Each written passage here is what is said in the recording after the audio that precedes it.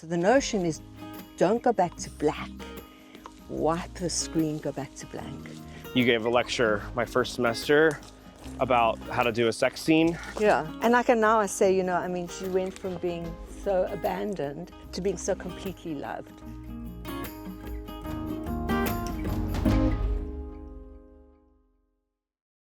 Did you get Mango? Yeah, we'll get Mango. He'll be But in and established she'll be in Mango. and out. Huh? Mango will be kind of in and out. Yeah.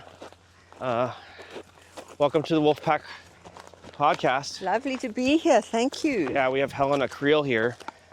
We're taking the podcast on the road in Topanga Canyon, where fires have ravaged nearby, but things are looking beautiful. And yeah, Helena is one of my great friends and mentors. It's really exciting to be on a walk with you, Helena. Thank you. We've got Mango here also. Yeah, Mango's very important. Mango's the doggy. Mango's the pit bull French bulldog. Mm-hmm. She thinks a lot of herself. So Helena, tell us about this space. Well, we're entering Topanga State Park, which is one of the very beautiful state parks, super wild. What's lovely about it is you're in an urban environment, but it is as wild as it gets. Mm-hmm.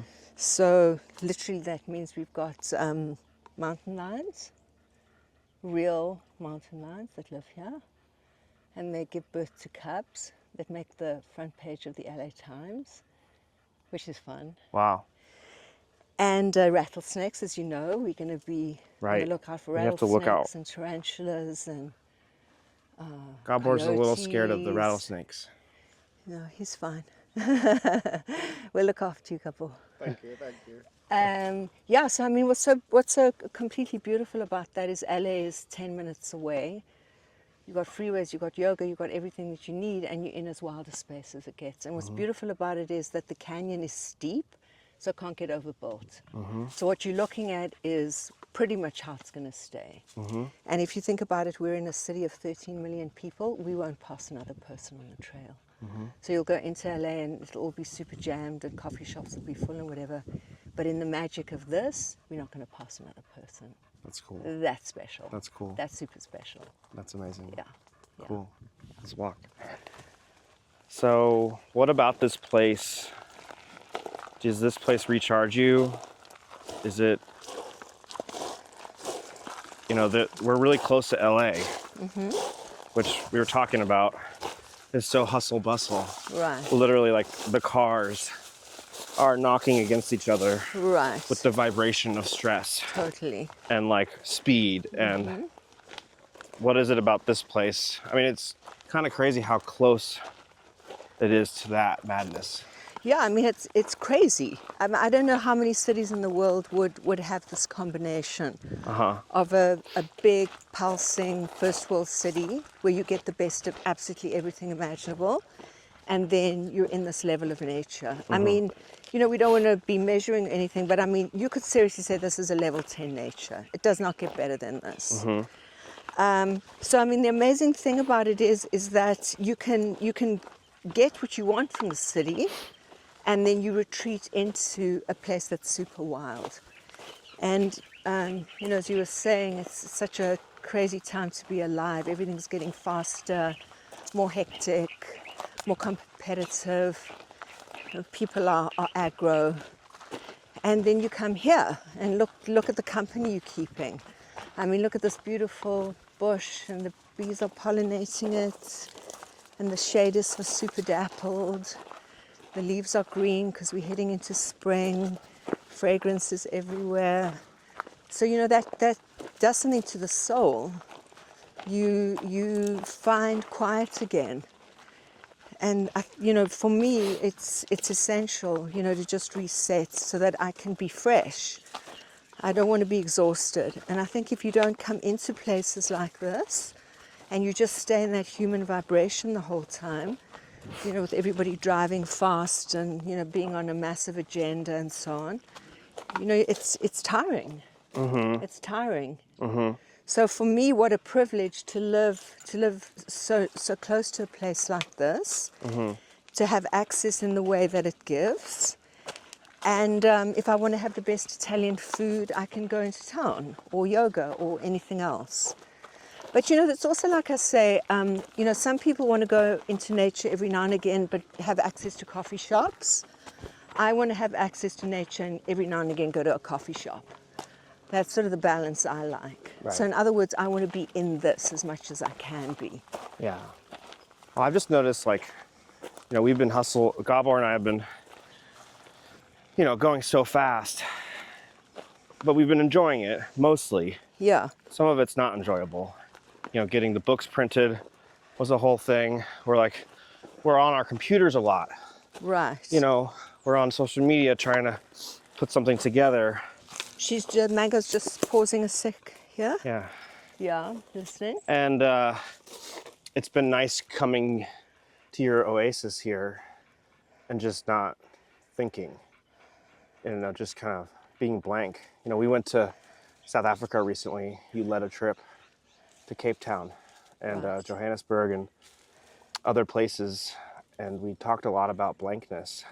Which I've tried my best to explain it to people, but I'd like you to explain blankness. the theory of blankness. Uh-huh. Well, so the thing is, we think a lot, and they say that we think between 60 and 90,000 thoughts a day, most of which are negative and repetitive. So we're on this crazy track with our inner world that is exhausting. And it's sort of almost as if you're taking a whiteboard and you're just scribbling all over it. Your thoughts are the scribble all over the whiteboard.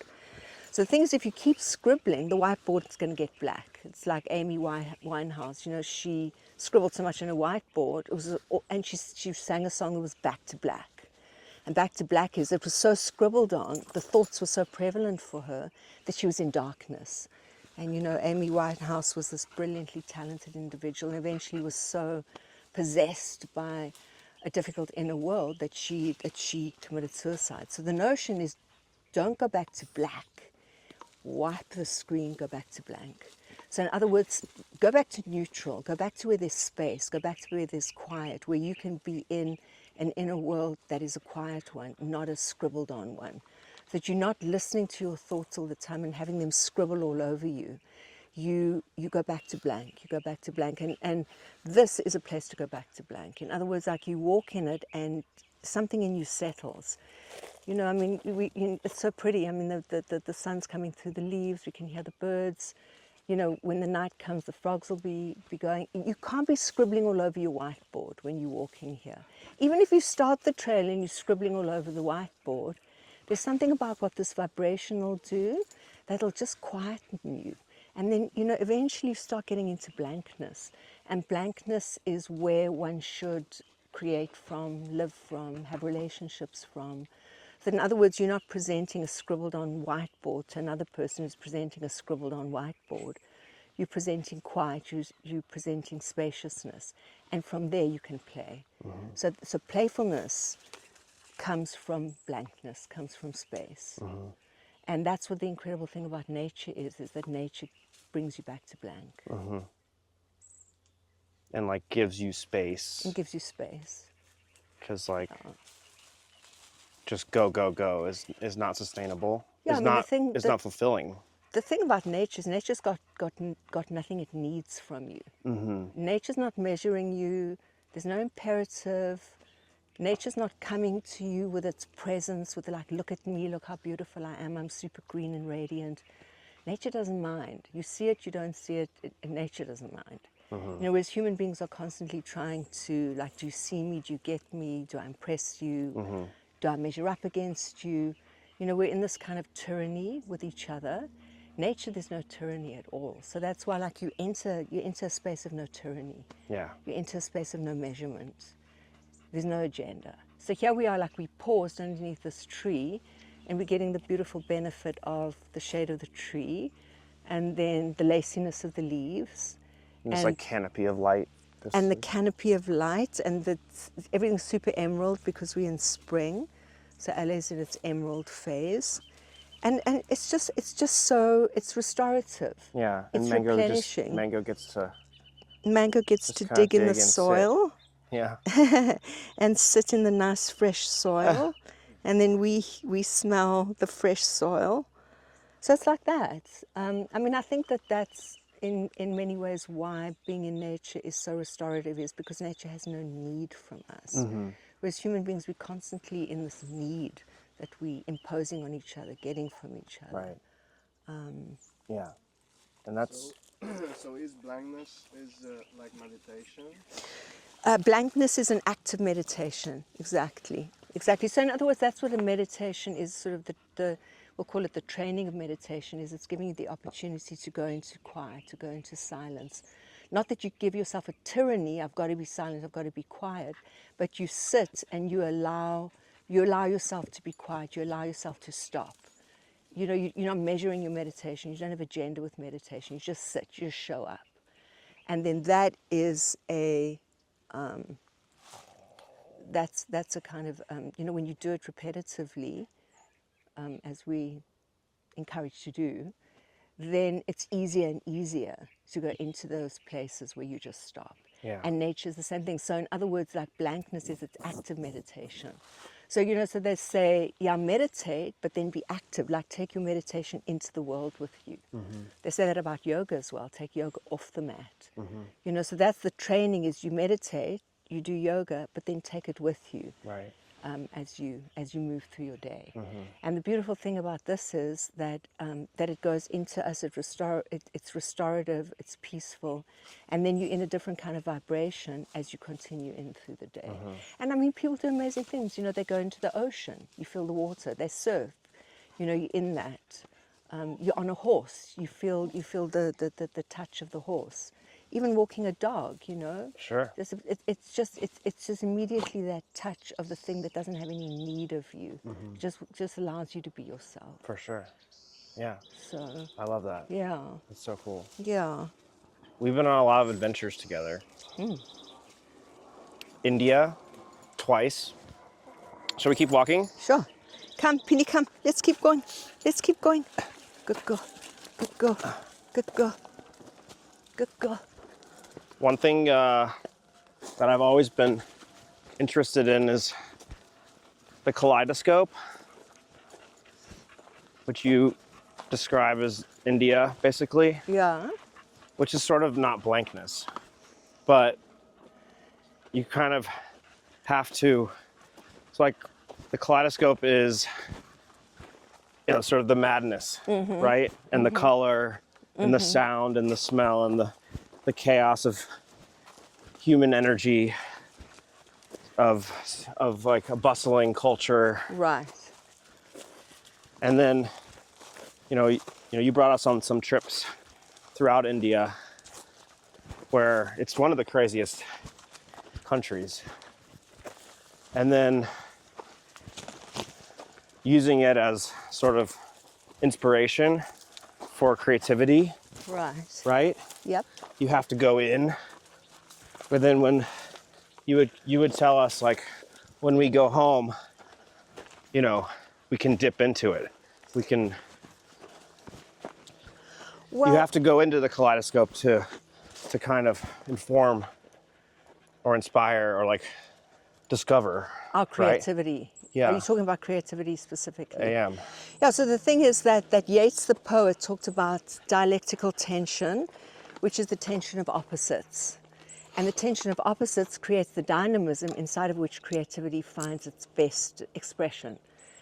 And so India is super dialectical. So in other words, you'll see a leper on the side of the road, and then you'll go into a brocade shop and you'll see complete beauty, the beauty of the brocade, but you've also been in the challenge of seeing, like India spares you nothing.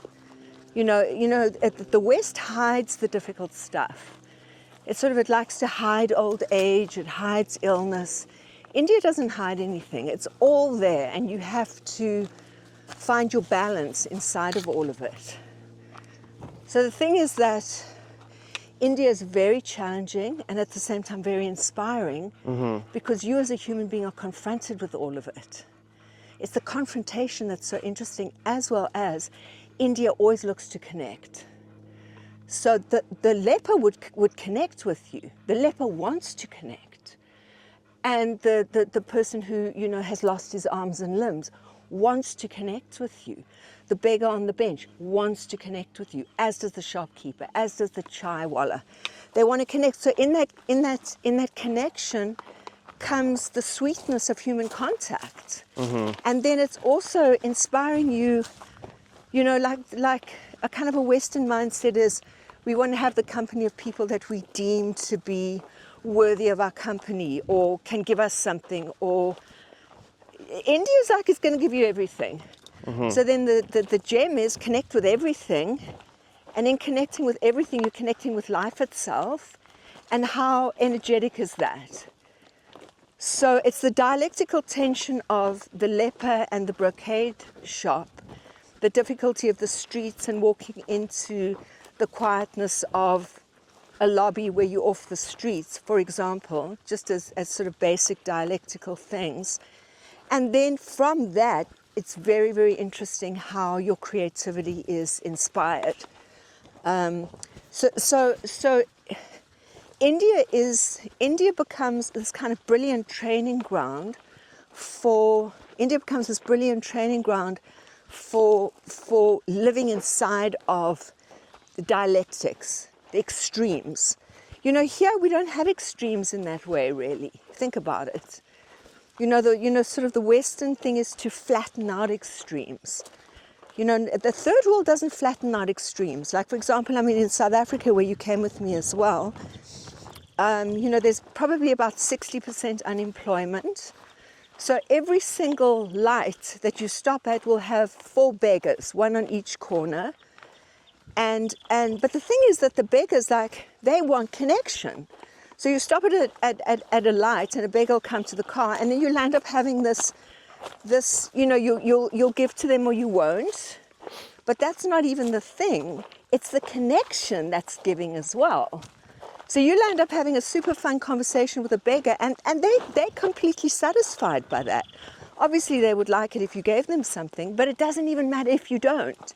It's really the connection that they're looking for. And then in all of that connection, because life isn't sanitized and flattened, you know, you land up living in a very colorful way.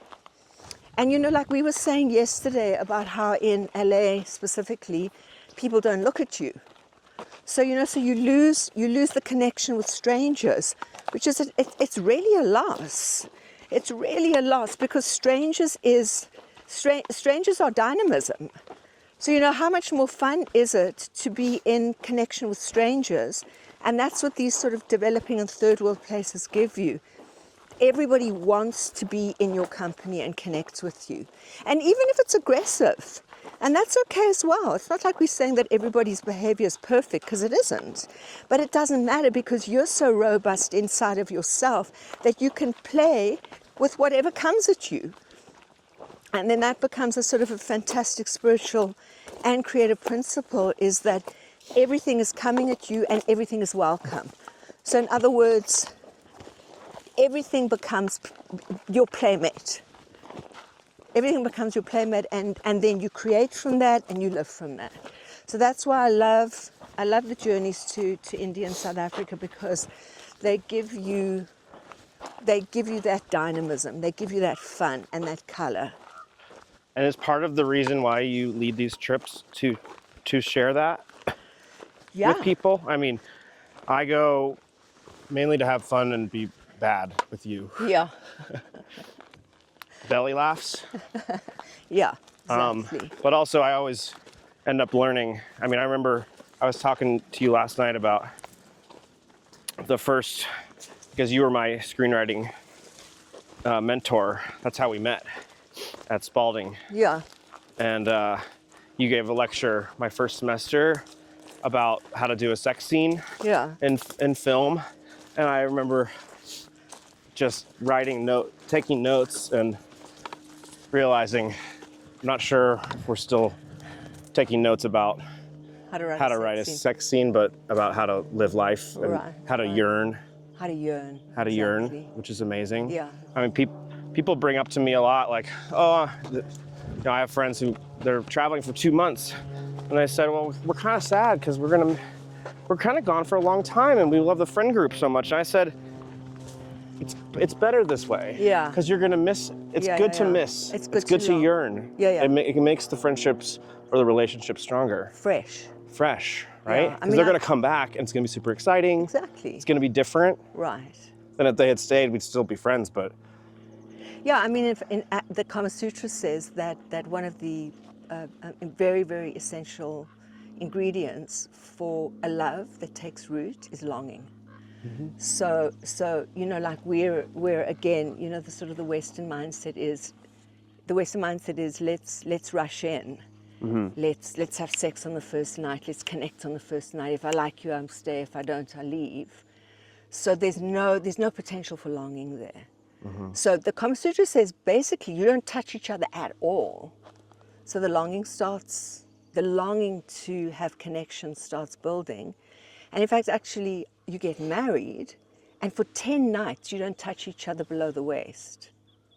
It's really? So intriguing. Mm-hmm. So all of that longing starts building and building, and you enter imagination, because you're now imagining. The longing incites imagination, and imagination is the infinite field. Mm. So in the infinite field, you start to engage in the infinite field, and then you put the other person with you in that infinite field, and then everything gets a bigger playing field. Mm-hmm. And it's the same with everything. It's the same with friendships, as you're describing.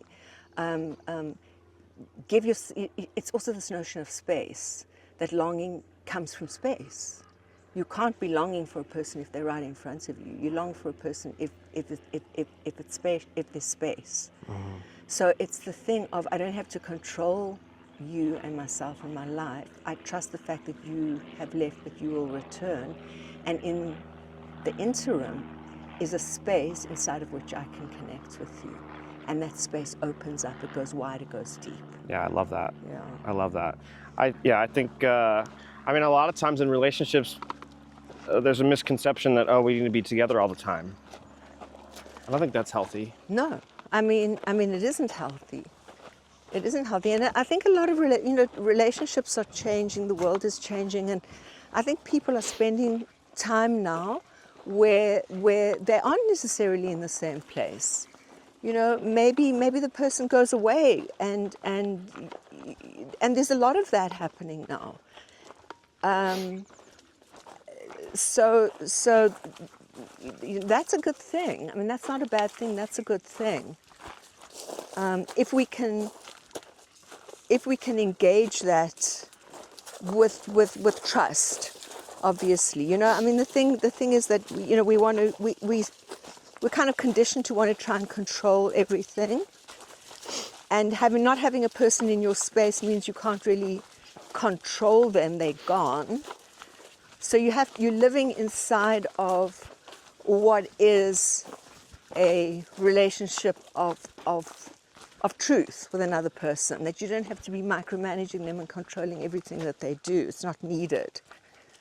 And you trust yourself as well, that you don't need them to be showing up for you, you know, in a way that you need, so that you become more self-sustaining as well. We're just gonna pause here one little sec. Sure. Isn't this beautiful? This is amazing. This is from the rain, huh? Yeah. Isn't this this is so lovely? beautiful. It's so sweet how clear the water is, huh? I know. I mean, we could actually immerse in there even. I know. mean, that's like how... Mango, do you like the water? Mango loves the water. Sweetheart? Mango loves the water. She's a water dog. How long have you had Mango? She's about 13, give or take. Uh-huh. And I've had her for about 12 years. Mango. Mango. She's got such personality, I was telling you. Yeah, she's... Can you describe Mango's personality? Mango's highly intelligent and very conversational. She wants to have conversations with everybody. So if you go in to get your tire changed, she will have a conversation with everybody in the tire shop. Or if you take her to the vet, she will go around the waiting room and connect with absolutely everybody in the waiting room. She's an extreme extrovert. She loves connection. She's super fun. And I've never had a dog like this. I've really never Really? had a dog. No. And you've had a lot. Yeah, I've known a lot of dogs in my life. I've never had a dog like this. She's highly engaging. And her conversations just can go on and on. I mean, if you engage her, she will talk back, and then you engage her and she continues to talk to you. And she's so absorbed. I mean, you can see she's completely absorbed now. Like that little corner has got her full attention. So, I mean, if we could live like Mango, you know, everything is worthy of our attention. Is that refreshing, Mango? Yeah, it is. Super refreshing. Mango was abandoned 3 times. So I don't know what all went on, but she had a very hard little childhood. And she was going to be euthanized. And she took about a year to straighten out because she was so super freaked out. But as soon as she started, you know, just trusting the fact that she wasn't going to be abandoned again, then her whole personality started coming to the fore. And like now I say, you know, I mean, she went from being so abandoned to being so completely loved. Like everybody loves her. I always say that they're not coming to see me, they're coming to see her.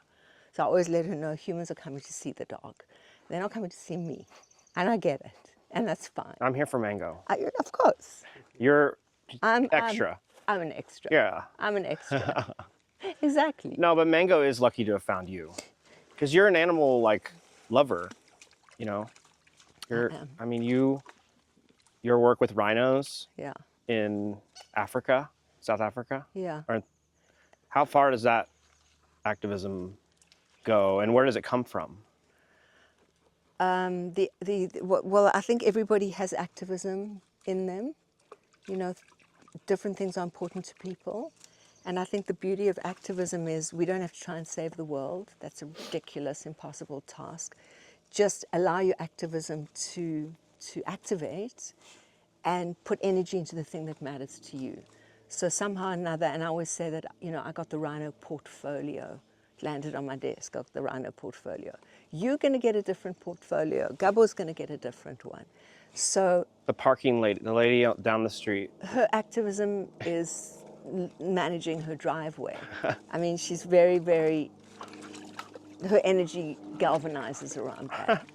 So it is what it is. But she's energetic, you know. Yeah. So, but the thing is that like in saving the world, like just manage something, just manage like, and make it doable. Mm-hmm. You know, like, and it's interesting. There's something, and they say this, that when you give to others, your life becomes better, your life becomes sweeter. Yeah. You know, so it's not always about you. Right. It shouldn't just always be about you. If it's always about you, then you get into this kind of selfishness and, you know, the pathology around, you know, me as central, which isn't good, obviously. Yeah. So activism says, you know, you're not central all the time. There's something else that is getting your attention. And then together, we create something that can actually transform things. Together, we start healing, as they say, heal the world. You can't heal the world on your own. No, and I've seen people like try to take that on. Healing the And world. it almost becomes destructive. It's because it's exhausting. It's exhausting It's for exhausting. them, and they become toxic sometimes. Right. Like, No, I I've mean, seen it. I've worked with people who become obsessed no matter what the cost. yeah. And the cost is often relationships, everyone, and then ultimately the cause itself. Because, Well, you know, they say that activists, if we want to sort of give it that term, can easily burn out because you become obsessed. Because also, the activism needs to be about you being the activist. So, in other words, you know, I mean, a lot of the wildlife world is who's the next Jane Goodall. Everybody wants to be the next rhino whisperer. I've known people that call themselves the next Jane Goodall. Right. So everybody wants to be the Jane Goodall of elephants, the Jane Goodall of snakes. Right. You know, so then it becomes identity again. And then it's my measurement, ego. and it's ego, it's identity, and you know, the interesting thing is that remove yourself. You don't have to be in the Facebook posts. You don't have to be present as the person that is doing such and such. Do it. You can be invisible. Yeah. And then in that invisibility, actually, it's sort of, that's where the miracle happens. Mm-hmm. It really does. Mm-hmm. It really does, because there's something, you know, there's something sort of interesting about like the mystery of how things operate. We don't know. We've all got our theories. Religion's got tons of theories, but we really, in the end, don't really know. Yeah. But there's something kind of mysterious about show up for others, then something interesting starts happening. Mm-hmm. Get yourself out of the equation, then something interesting starts happening. For sure. So why not experiment? You know, because like actually coming from oneself all the time is freaking exhausting. It's just exhausting, and people don't want to be dealing with it either. It's boring like too. you get you know people who are always coming from themselves, and they're just like, it's less playful, a lot less playful.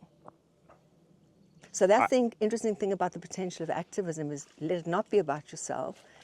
Take on something, add to a sort of a big healing, and see what happens. Yeah, I love that. Yeah. People need to And do as that. well, you know what activism does, which is so cool as well, is it'll put you into worlds that you wouldn't go necessarily.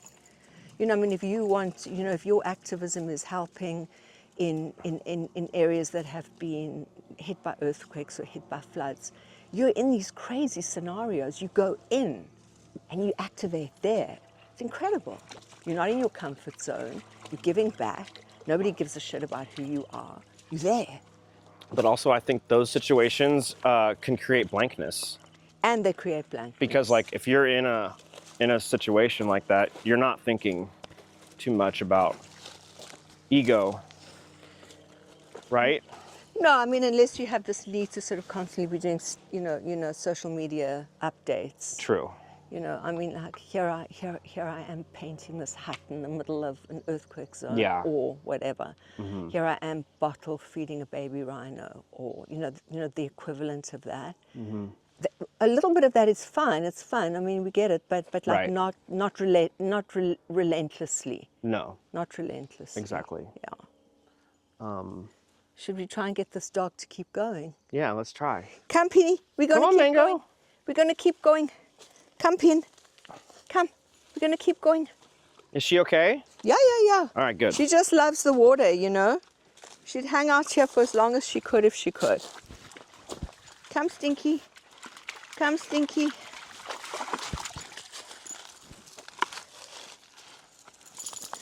Yeah, so I found like in this sort of portfolio that landed on my desk, not because rhinos are my favorite animal. I love them, of course, but I love animals. I love snakes, I love sharks. I love all the misunderstood animals.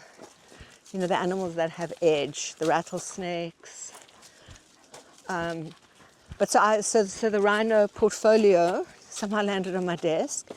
And what an amazing experience that's been, because it's given me the real company of rhinos. It's given me a real experience of what it is to smell a rhino, to touch a rhino, to be in the company of a rhino. I mean, it's exotic, right? Well, they're amazing. I mean, They're amazing. we got to see rhinos recently, and Yeah. they were the first Yeah. really big. Mammal that we saw. Right. Yeah, And they're so sweet. Well, the mother and the baby. yeah.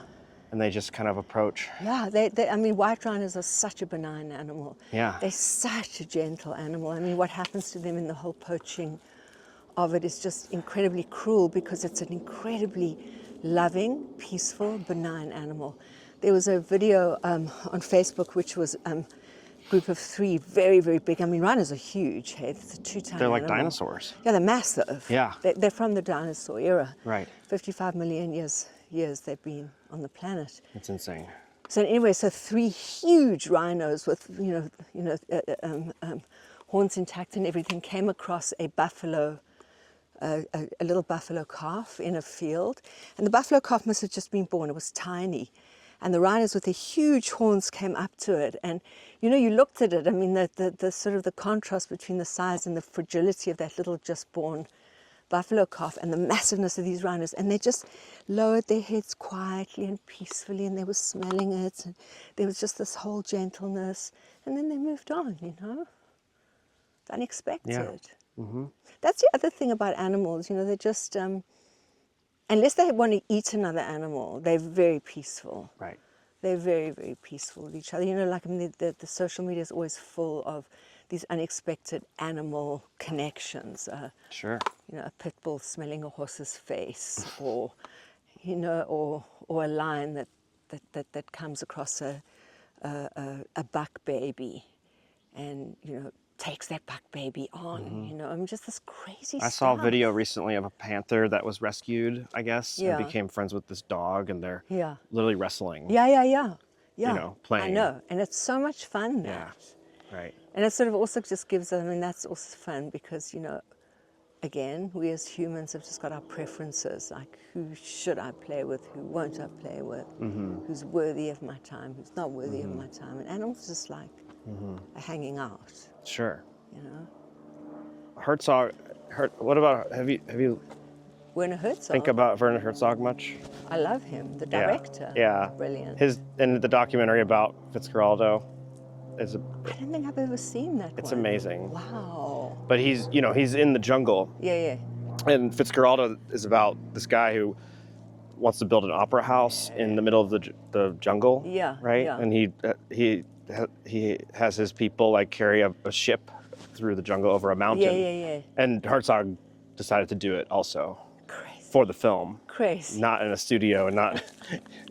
So he became, the character. Yeah. But it was a miserable shoot because there was deaths. There was Really? like natives Wow. that killed members of the crew. There was a plane Really? crash. No way. Oh yeah. Oh my For God. sure. And it was a story of obsession, right? Wow, For so Herzog. interesting. Herzog is talking about the jungle. He's like, the jungle is a place of misery and pain. And he's a young man at the time. He says the birds, they don't sing. They screech. That's interesting. Which is interesting. Different perspective. Of course. Right? Of course, because he was in this difficulty, so Oh, he was yeah. listening to the screeching. The screech and agony. The screeching was the thing that was present for him. Exactly. But it's interesting. Yeah, I mean, he did the documentary on I think it's Grizzly called Man. Grizzly Man, which is Which- a brilliant, which is an amazing documentary. Oh my God, what an incredible Yeah. documentary! Wow. Timothy Treadwell. Yeah. I've watched that a number of times. Mm-hmm. So interesting that like Timothy Treadwell is finally killed by one of the grizzlies. Right. And there's a videotape, I think, and tape recording of the actual killing itself. Which There he is. Gets He listens to it. Which he listens to, and he says, "I'm not letting anyone have access to this because once you hear it, you will never unhear Right. it." You must never listen to this. You must never listen Because it was to like the this. parents of the girlfriend that was with him. Yeah, and I think it was somebody else that was working very closely with Right. Timothy Treadwell, and he said to never listen to this. Yeah.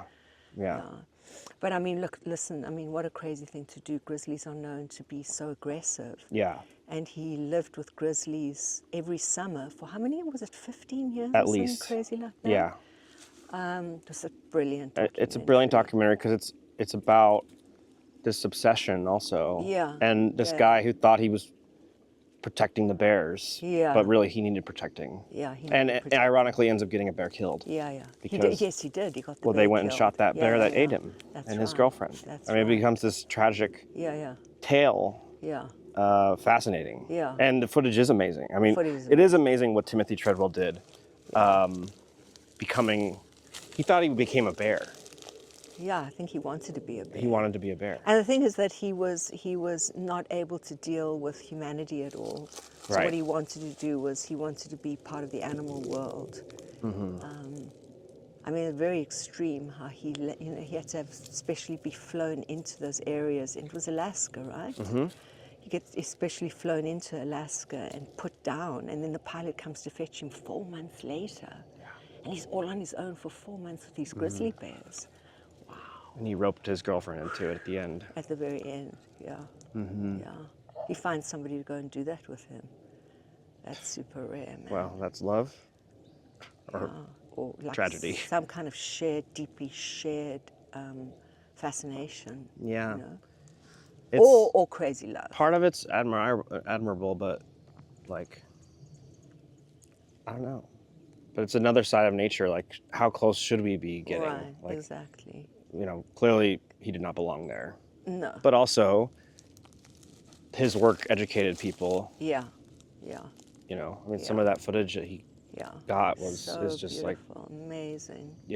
Amazing. illuminating. Completely. Mm-hmm. Completely. I mean, listen, people work with, what we perceive as very dangerous animals, like people work with sharks. Now, we perceive sharks as killers, thanks to Jaws. Actually, we kill so many more sharks than ever get killed by us. I think we kill 100,000 sharks a day. And sharks kill, in America, 5 people a year.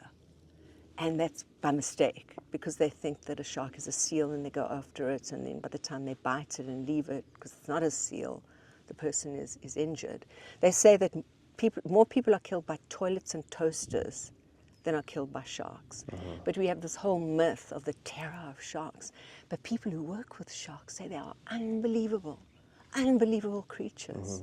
And then they give us access to really what is waiting for us. That's how I always see it, is that relationship is waiting for us in this natural world. And this natural world is so invisible to us. What a shame. What a shame. Because this relationship of love is waiting. And it just is. I mean, it truly is.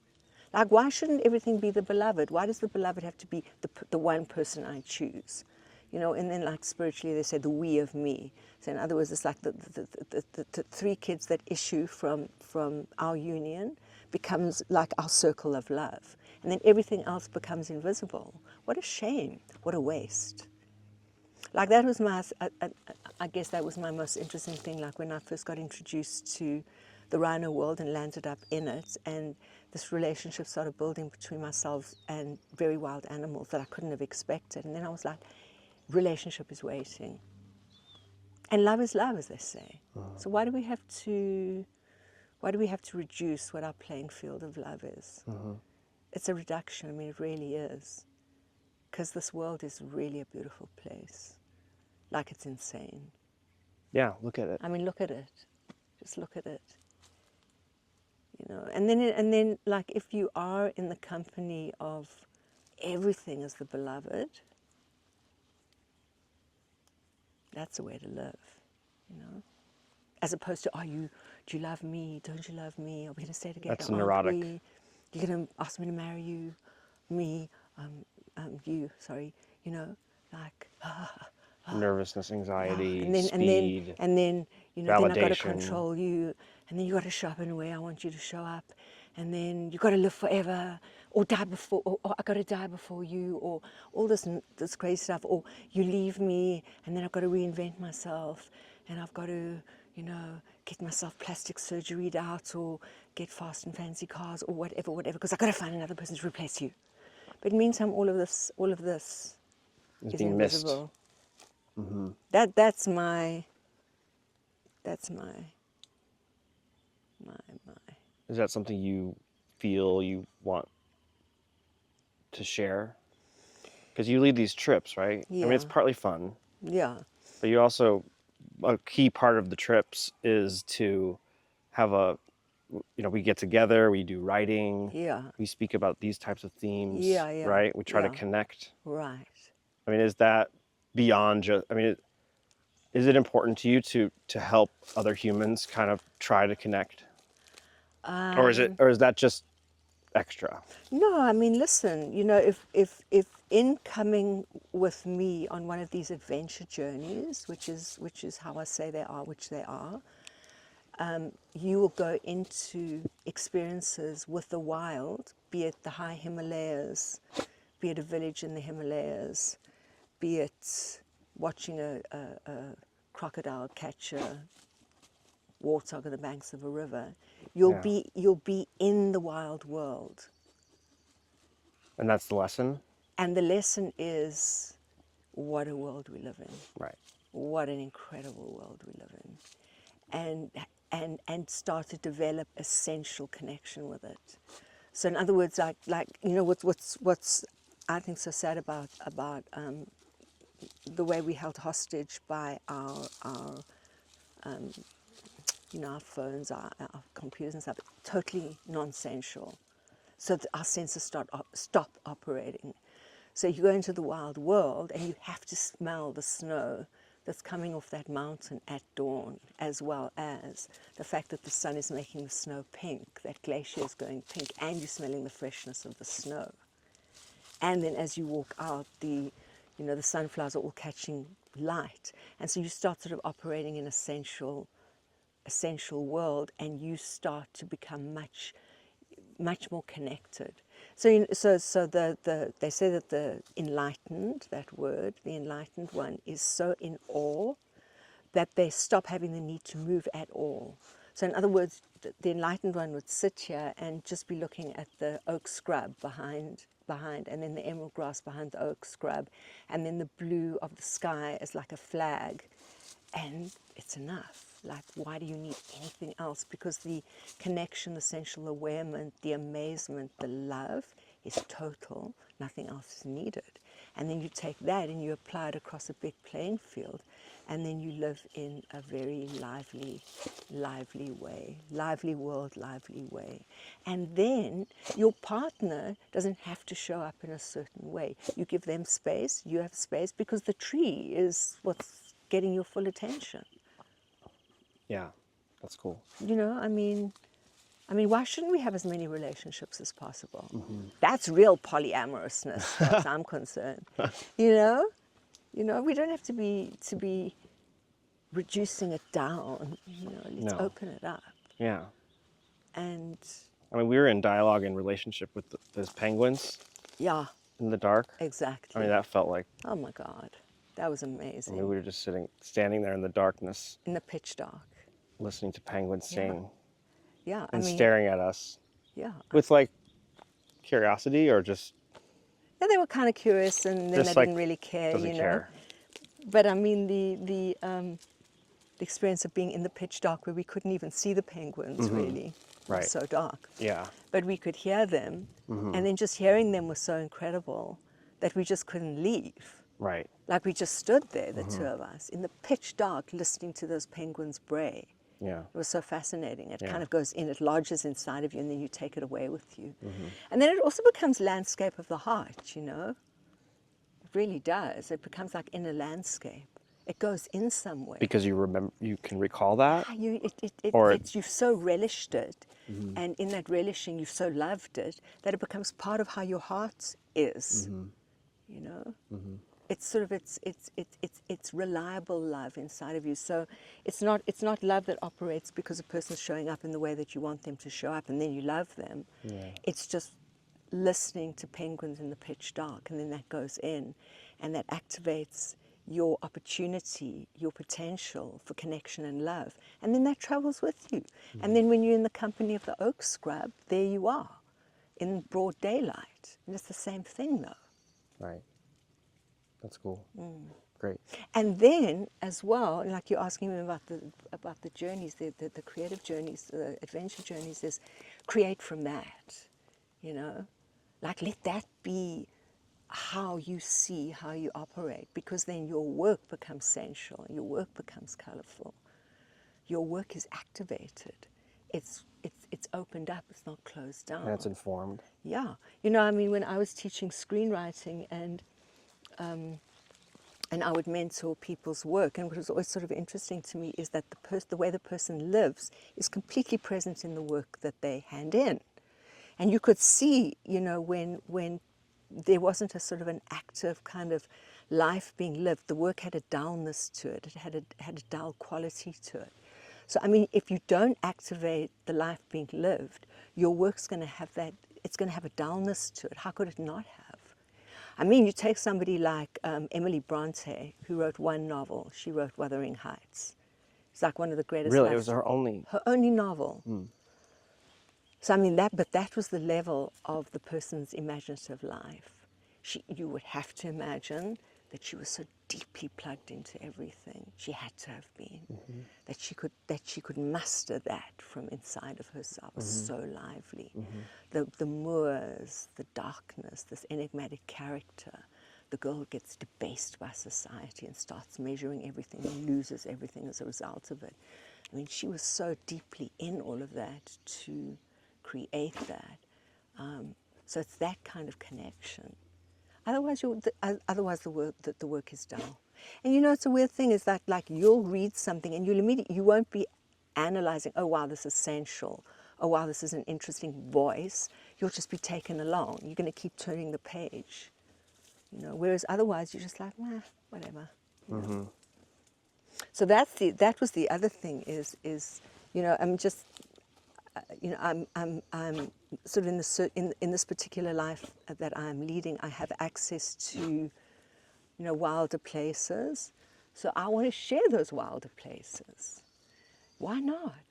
Come along. Because you had the gift of experiencing it, and Yeah. you're like, Chach has to see this. I mean, Partly. no, I know. Because you called me and said, because I was like, on the Where, fence. about India or South Africa? South Africa. Probably all of them. Yeah, But South Africa recently. And Yeah. You're like, all right, you're coming, so figure it out. I don't care. Sort it I don't out. care. I don't care how you come. I don't care. You know you're coming. Yeah. Done. Uh-huh. No, because the thing is that like I know where we're going, and I know what it does, and so you know, like, why not share it? Yeah. It's so lovely to share.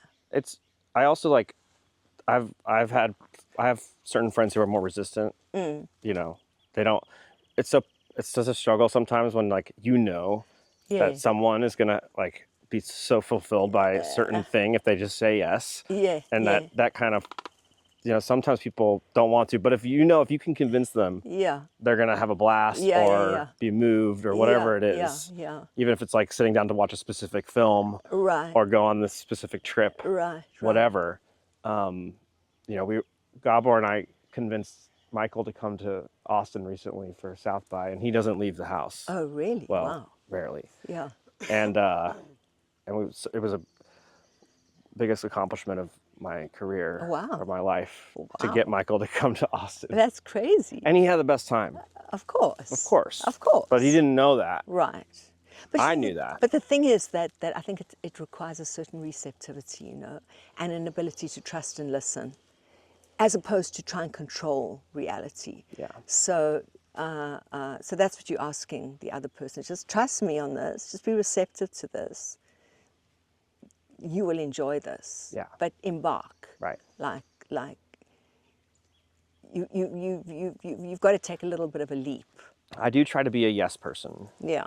I mean, but not everyone is like that. So in other words, like anything that comes your way that makes sense, you will say yes to as opposed to say no to. I actively try to to say yes. To say things. yes. Yeah. I mean, I try my best. Yeah. Yeah. Especially things that I'm like, Really? you know, like skydiving. Really? That was one recently. Wow. And how was that? Terrifying, but Really? really, Wow. really exhilarating. Wow. Amazing. Wow. Yeah. And it was actually my second time in like 10 years. Sure. But, you know, once you're in that plane, Yeah. and also this was like a really small plane. I was wedged on the floor of this like single engine plane, like kind of lodged in there. Yeah. Pretty rackety, you know, like don't Yeah. touch anything because the plane will crash if you touch anything, kind of situation. Yeah. And then you just kind of roll out. Yeah. It's that leap, you know? Oh, God. That leap. Yeah. And you don't even have a chance to think. You've just got to jump, right? Yeah. Well, I had someone on my back who pushes you out. It's like aggressive. word. Yeah. Oh, my But then word. But then you're flying. then you're flying. Then you're flying. Yep. Yeah. Yeah. Super Yeah. cool. Super cool. So which way? The So why path don't we is keep walking, because we'll go through a little bit of sun Lovely. and then we go into more beautiful shade on the other side. amazing. Are you guys cool with carrying on? Yes. I love it. It's a lovely hike, isn't it? Yeah. Are you enjoying it, Gabo? Yeah, very much. It's lovely, hey? Amazing sound.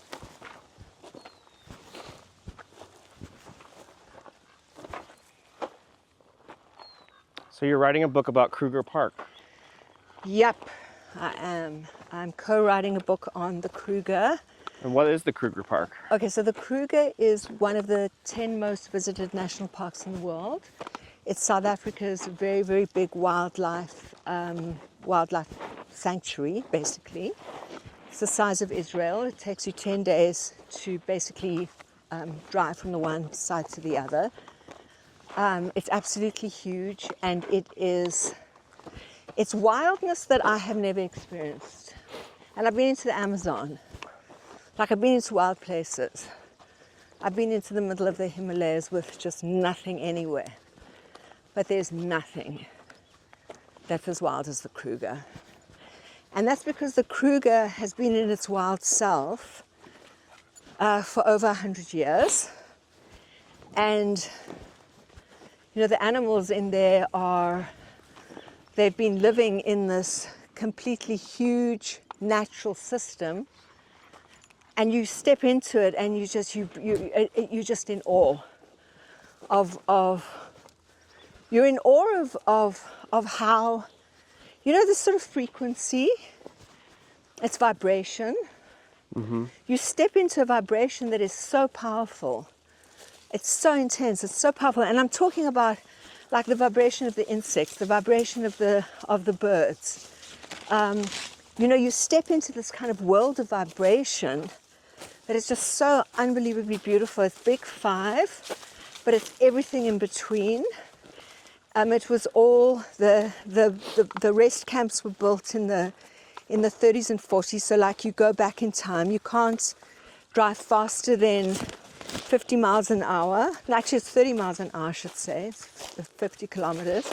So, you know, you just start driving slowly and you enter this incredible vibrational frequency. And it's how the planet used to be, you know.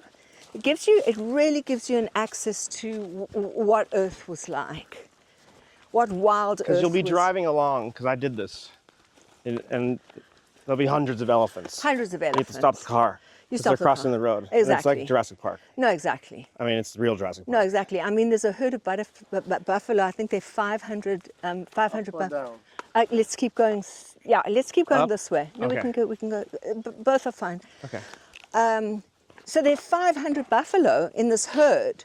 Imagine, 500 buffalo. Right. They're That's amazing. a crazy thing. Amazing animals.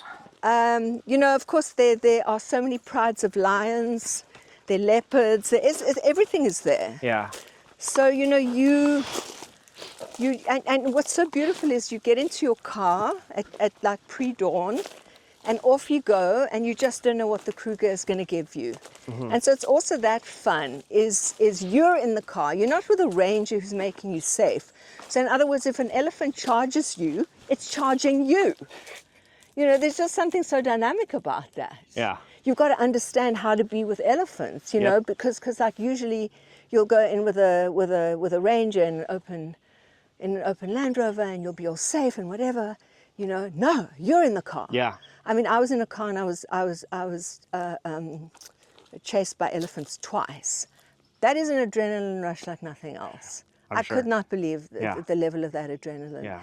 Now, I mean, that was my first. Because they're faster than the car can, I right? mean, if an elephant wants to rush at you, it's first of all, it will always warn you. It will always warn you. Like it's with a I'm trunk here, wave? Please move. Yeah. Right. Yeah. Or it's a like sound? how their ears work and how their trunk works and everything. Mm-hmm. The only thing that doesn't warn you is an old buffalo bull, and that's why they're the most dangerous animals of the wild, because an old buffalo bull does not give you any warnings. If you stumble across an old buffalo bull and he's in a bad mood, he's going to go for you. Mm-hmm. If you're on foot, obviously. If you're in a car, you're fine. Right. But anyway, so the Kruger, I hadn't been in the Kruger since I was a child, because as a child, as South African, you go in and out of the Kruger always. And I hadn't, hold on a sec, this person doesn't have a dog, do they? Okay, good. Hi. Hey, how are you? Walking to the fire break. Sorry, Oh, say yeah? that again? They're gonna go there. Oh, nice. Wild. Fire break. Oh, to the fire break. Yeah, the fire break's over there. Yeah. Sorry, puppy, sorry. I didn't know if that guy had a dog or not. I'm sorry I jerked you, my dog. Anyway, so I was sort of coming back to the Kruger after seriously decades, and we had to cross a river and then showed up at the gate, and I got out of the car, and the immensity, as I'm saying, it's sort of it's an energy system. It's the frequency of it, and it just sort of, I got out of the car and this whole thing came towards me. I could not believe it. Literally, actually, my eyes filled with tears, and I was just like, my God, wow, stood there like that. That's what it is. Yeah. That's what it is. The other thing about the Kruger is it's super complicated because it's surrounded by 4 million people on the left, on the east and the west. The Mekaleki? Makalekis. The Makalekis are up in the Okay, very, very they're north. off in the north. But we're talking about like the bad part of South Africa, Oh. unemployment and Oh, I see what poverty you're and all saying. the rest. Okay. And then it's the same on the Mozambican side. It's unemployment and poverty. So you've got this crazy natural system surrounded by people that have no money and want access to what animals will give, which is sort of the whole poaching thing. Mm-hmm. So let's just let this lady go by. Hey there. How are you? How are you? I gotta catch up. Of course, To go, the go, little go. guy. He's fast. Yeah, I'm not that bad. He's fast like the Pokemon. So the Kruger is super complicated because it's got all of these communities on the borders, and the poachers coming from their communities, and snaring comes from their communities, and so on. And so there's a lot of darkness that unfortunately is part of the Kruger, which they have to sort of manage and so on. But Because these rangers are pretty brave. Because they Yeah. face No, they're probably the completely. most dangerous is the human poachers. No, they Right? really are. I mean, those human poachers are armed with Because they'll kill AK-47s. humans. Oh God, Yeah, they easily. won't hesitate. Right. So I mean, they're armed with top of the level rifles like AK-47s and beyond. I don't even know what the other names of these things are. They will shoot to kill, and rangers are not allowed to shoot to kill, by the way. And they're only allowed to shoot defensively. So then, if a poacher's running towards you, he has to shoot you before you shoot him. Imagine. So Even a if he lot has of a gun, a even visible if, gun. it doesn't matter. Yeah. I mean, that's South Africa. In Botswana and Kenya and so these other places are completely different. But South Africa's got just so much aberration in its laws that it actually favors the poacher. So the book is it's a level playing field. That's the value system of the book. So in other words, the CEO gets the same playing time as the dung beetle, as the monkey and baboon monitor, as the spider catcher, as the tourist, as the poacher. And I was just incredibly lucky that I landed up having access to somebody that lived with poachers on and off for 2 years and has this crazy videotape of poachers, and he's given us access to his videotape. So we're going to have from the mouth of poachers. It doesn't exist on the planet other than what he did, that he's given us access to. So the book is called Kruger Speaks, and it's everything is speaking. The poacher speaking, the CEO, the dung beetle, the blue-faced lizard, everything. It's a capturing narratively. It's not scientific, it's not journalistic, it's narrative storytelling. So who is the CEO? What makes him operate?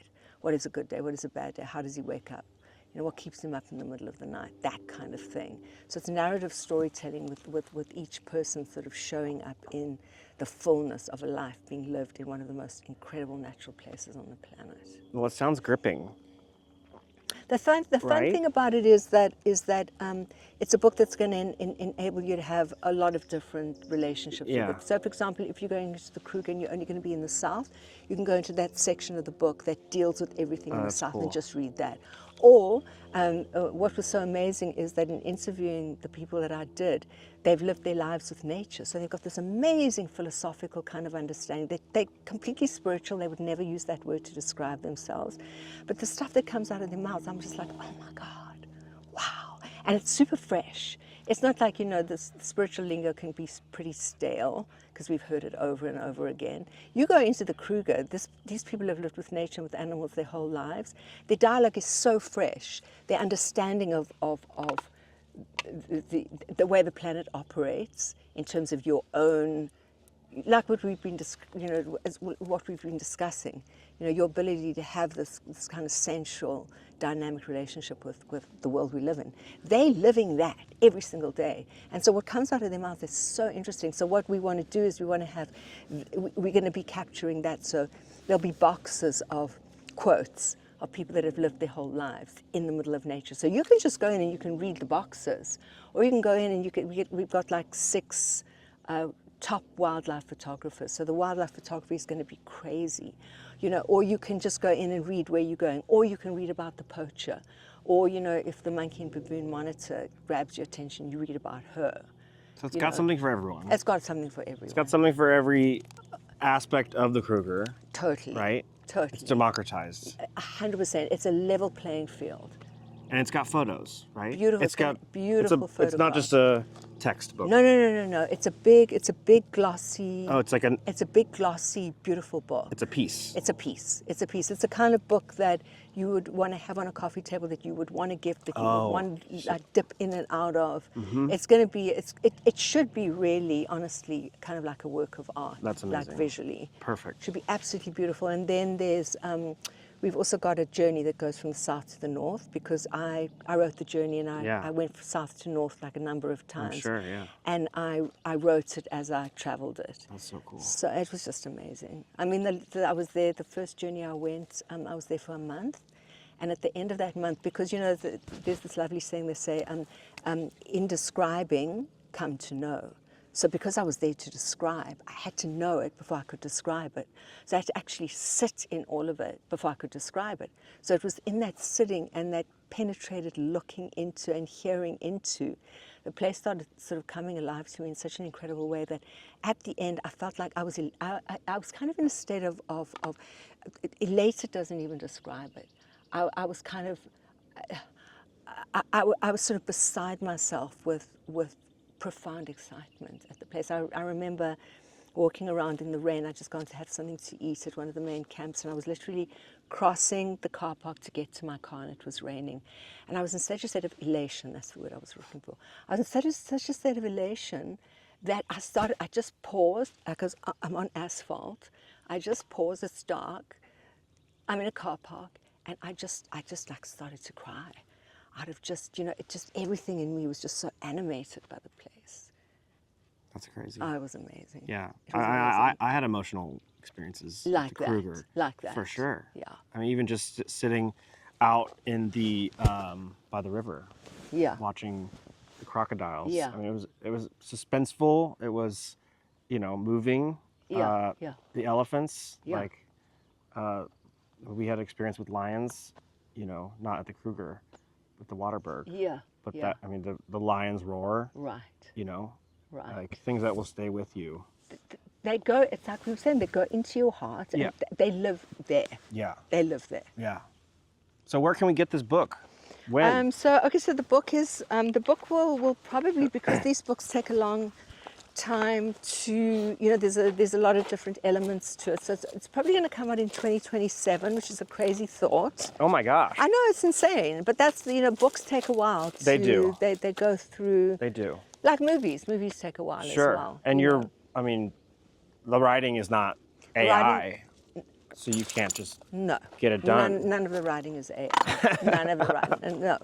The writing is not. And a world of vibration that is just so unbelievably beautiful. It's big 5, but it's everything in between. It was all the rest camps were built in the 30s and 40s. So like you go back in time, you can't drive faster than 50 miles an hour. Actually, it's 30 miles an hour, I should say. It's 50 kilometers. So, you just start driving slowly and you enter this incredible vibrational frequency. And it's how the planet used to be, It really gives you an access to what Earth was like.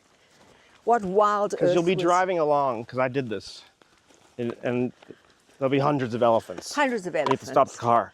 They're crossing the road. Exactly. It's like Jurassic Park. No, exactly. I mean, it's real Jurassic Park. No, exactly. I mean, there's a herd of buffalo. I think they're 500 buffalo. Let's keep going. Yeah, let's keep going Up? this way. No, Okay. we can go. Both are fine. Okay. So there are 500 buffalo in this herd. Imagine, 500 buffalo. Right. They're That's amazing. a crazy thing. Amazing animals. You know, of course, there are so many prides of lions, there are leopards, everything is there. Yeah. So, you know, and what's so beautiful is you get into your car at like pre-dawn, and off you go, and you just don't know what the Kruger is going to give you. And so it's also that fun, is you're in the car, you're not with a ranger who's making you safe. So in other words, if an elephant charges you, it's charging you. You know, there's just something so dynamic about that. Yeah. You've got to understand how to be with elephants, you Yep. know, because like usually you'll go in with a ranger in an open Land Rover, and you'll be all safe and whatever. You know, no, you're in the car. Yeah. I mean, I was in a car and I was chased by elephants twice. That is an adrenaline rush like nothing else. I'm I sure. could not believe Yeah. the level of that adrenaline. Yeah.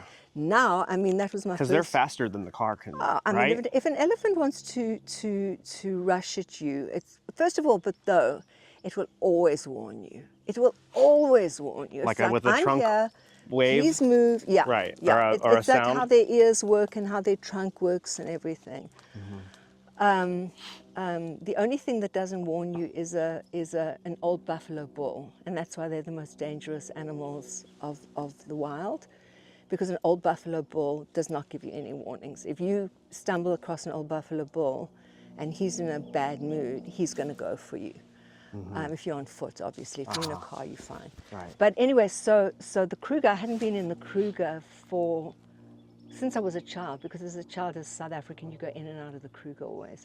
And I hadn't, hold on a sec, this person doesn't have a dog, do they? Okay, good. Hi. Hey, how are you? Walking to the fire break. Sorry, Oh, say yeah? that again? Walking up, they're gonna go up there. Oh, nice. Wild. Fire break. Oh, to the fire break. Yeah, the fire break's over there. Yeah.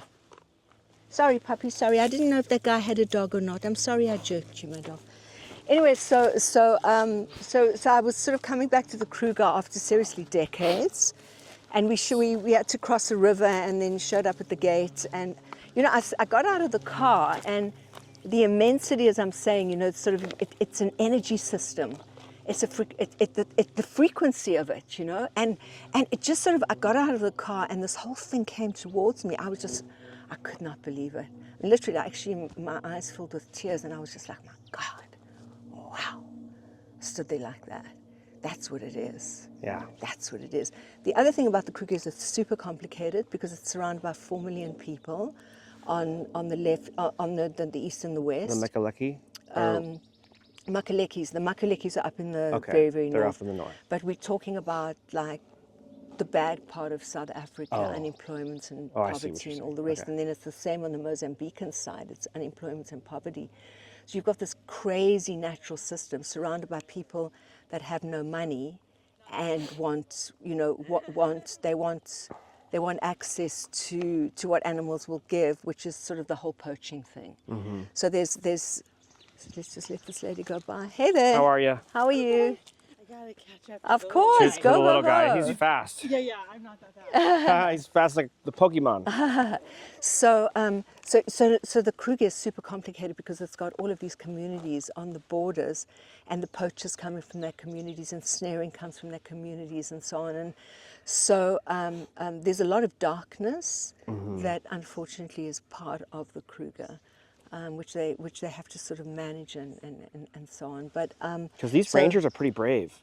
Because they Yeah. face, No, they're probably the completely. most dangerous is the human poachers. No, they Right? really are. I mean, those human poachers are armed with Because they'll kill AK-47s. humans. Oh God, Yeah, they easily. won't hesitate. Right. So I mean, they're armed with top of the level rifles like AK-47s and beyond. I don't even know what the other names of these things are. They will shoot to kill, and rangers are not allowed to shoot to kill, by the way. And they're only allowed to shoot defensively. So then, if a poacher's running towards you, he has to shoot you before you shoot him. Imagine. So Even a if lot he has of a gun, a even visible if, gun. it doesn't matter. Yeah. I mean, that's South Africa. In Botswana and Kenya, and so these other places are completely different. But South Africa's got just so much aberration in its laws that it actually favors the poacher. So the book is it's a level playing field. That's the value system of the book. So in other words, the CEO gets the same playing time as the dung beetle, as the monkey and baboon monitor, as the spider catcher, as the tourist, as the poacher. And I was just incredibly lucky that I landed up having access to somebody that lived with poachers on and off for 2 years and has this crazy videotape of poachers, and he's given us access to his videotape. So we're going to have from the mouth of poachers. It doesn't exist on the planet other than what he did that he's given us access to. So the book is called Kruger Speaks, and everything is speaking. The poacher speaking, the CEO, the dung beetle, the blue-faced lizard, everything. It's a capturing narratively. It's not scientific, it's not journalistic, it's a narrative storytelling. So who is the CEO? What makes him operate? What is a good day? What is a bad day? How does he wake up? What keeps him up in the middle of the night? That kind of thing. So it's narrative storytelling with each person sort of showing up in the fullness of a life being lived in one of the most incredible natural places on the planet. Well, it sounds gripping. The fun Right? thing about it is that it's a book that's going to enable you to have a lot of different relationships Yeah. with it. So, for example, if you're going to the Kruger and you're only going to be in the South, you can go into that section of the book that deals with everything in the that's South cool. and just read that. Or what was so amazing is that in interviewing the people that I did, they've lived their lives with nature. So they've got this amazing philosophical kind of understanding. They're completely spiritual. They would never use that word to describe themselves. But the stuff that comes out of their mouths, I'm just like, oh my God, wow. And it's super fresh. It's not like, the spiritual lingo can be pretty stale because we've heard it over and over again. You go into the Kruger, these people have lived with nature and with animals their whole lives. Their dialogue is so fresh. Their understanding of the way the planet operates in terms of your own, like what we've been, what we've been discussing, your ability to have this kind of sensual, dynamic relationship with the world we live in. They're living that every single day. And so what comes out of their mouth is so interesting. So what we want to do is we're going to be capturing that. So there'll be boxes of quotes of people that have lived their whole lives in the middle of nature. So you can just go in and you can read the boxes, or you can go in and we've got like 6 top wildlife photographers. So the wildlife photography is going to be crazy, or you can just go in and read where you're going, or you can read about the poacher, or, if the monkey and baboon monitor grabs your attention, you read about her. So it's got something for everyone. It's got something for everyone. It's got something for every aspect of the Kruger. Totally. Right? Totally. It's democratized. 100%. It's a level playing field. And it's got photos, right? Beautiful, Beautiful photographs. It's not just a textbook. No. It's a big glossy. Oh, it's like It's a big glossy, beautiful book. It's a piece. It's a piece. It's a kind of book that you would want to have on a coffee table, that you would want to gift, that you would want to dip in and out of. Mm-hmm. It's going to be. It should be really, honestly, kind of like a work of art. That's amazing. Like visually. Perfect. It should be absolutely beautiful. And then there's. We've also got a journey that goes from the south to the north, because I wrote the journey and I went from south to north like a number of times. I'm sure, yeah. And I wrote it as I traveled it. That's so cool. So it was just amazing. I mean, I was there, the first journey I went, I was there for a month. And at the end of that month, because, there's this lovely saying they say, in describing, come to know. So because I was there to describe, I had to know it before I could describe it. So I had to actually sit in all of it before I could describe it. So it was in that sitting and that penetrated looking into and hearing into, the place started sort of coming alive to me in such an incredible way that at the end I felt like I was kind of in a state of elated doesn't even describe it. I was kind of, I was sort of beside myself with profound excitement at the place. I remember walking around in the rain. I'd just gone to have something to eat at one of the main camps, and I was literally crossing the car park to get to my car, and it was raining. And I was in such a state of elation, that's the word I was looking for. I was in such a state of elation that I just paused, because I'm on asphalt. I just paused, it's dark, I'm in a car park, and I just like started to cry. Out of just, everything in me was just so animated by the place.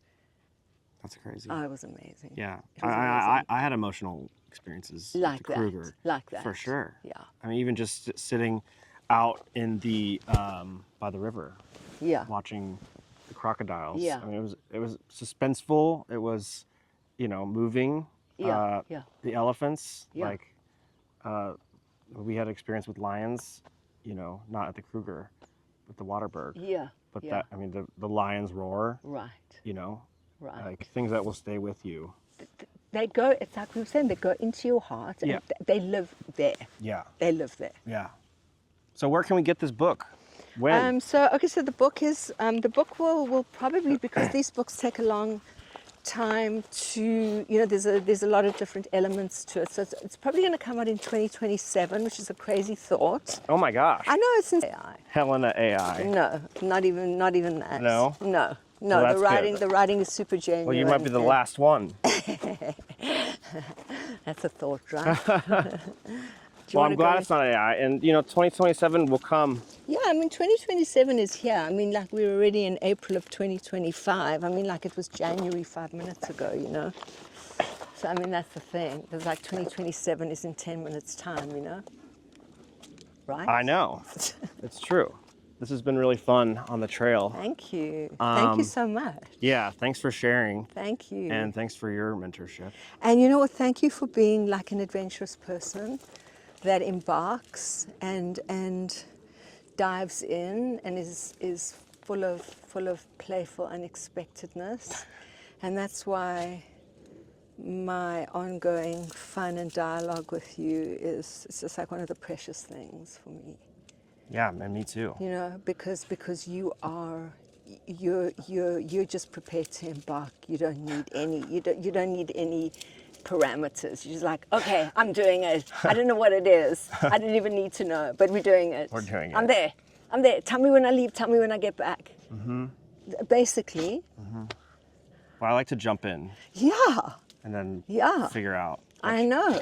And that's why, it's. Look, we have one life, in my opinion. I mean, I don't know. Maybe we have more lives. Yeah, but we don't know. I don't know about that. Yeah. So I want to max it out. Yeah. Exactly. And that's honestly part of the reason why I've quit drinking recently, which seems like, oh well, we should live life to the fullest. But actually, I felt like it was dulling you. It was deleting days Wow. for me. Interesting. I mean, look, I love having a glass of wine, the idea of that, but yeah, I'm actually really excited because I'm trying to do more. And in a weird way, I felt like it was dulling. I've kind of been there, done that. Yeah. Yeah. I'm not like I'm never gonna have a drink ever. Yeah. But I've been there. I've experienced that experience. Yeah. And I feel like I want to do more. Right. And it's sort of a chain, right? So. Right. So yeah. Anyways, but I want to do more. Right. I want to max it out. Exactly. Jump in the deep end. 100%. So yeah. Jump. Yeah. When's the next trip? Jump. You're asking me. Yeah. Well, so I'm doing India High Himalayas in August.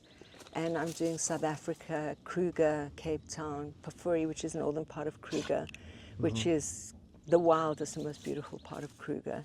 So it's up through the Kruger to Pafuri, Cape Town, and Johannesburg. And Johannesburg is South Africa edge. It's so much fun. I mean, Johannesburg is like, it's got the dynamism of India. Yeah. Johannesburg. Yeah. I love Johannesburg. Yeah. It's Johannesburg is super fun. Yeah. So it's urban, it's rural, and it's wild, and it's really wild. That's South Africa. And then India, we're going into the high Himalayas. And we're going, just when you think you can't get further out, we will go further out. Cool. Yeah, so it'll be... That's a special place of India. Yeah. Up in the Himalayas.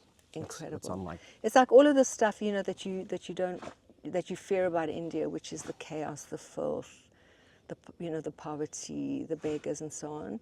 Which is a thing. You got to take that on, like we were saying. But Ladakh doesn't have that. Yep. It's so clean. Right. It's so clean. Oh my word. Yeah, it's awesome in that mountain air. Yeah, I mean, Because Delhi is not nice air. Oh no, I mean, Delhi's just chaos. Yeah, that's kaleidoscope on steroids. It's like it doesn't matter what you do in Delhi. It doesn't matter. I mean, I landed up drinking some milk on a train and it curdled in my stomach and I was feeling super nauseous and everything. So we were in the bus the kind of minivan, and we were driving, and I just felt this curdling come up, and I was like, stop the car. We were in Delhi, and I was like, I didn't know what I was going to do. I had to throw up. Because I was there, right? Were you there? Wasn't this the No, that was tour? another time. Oh, another time. Yeah. Okay. So I'm in Delhi. I'm in an urban space. I'm like, I have to throw up, and I'm just like, oh my god.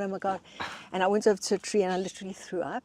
It didn't matter because Delhi's so freaking chaotic. It was swept away immediately. Nobody Yeah. even looked at. Nobody. It was like nothing. Yeah. Whereas then, like up in Ladakh, I was eating Right. apricots in the marketplace, and I ate this apricot, and then I had the pit.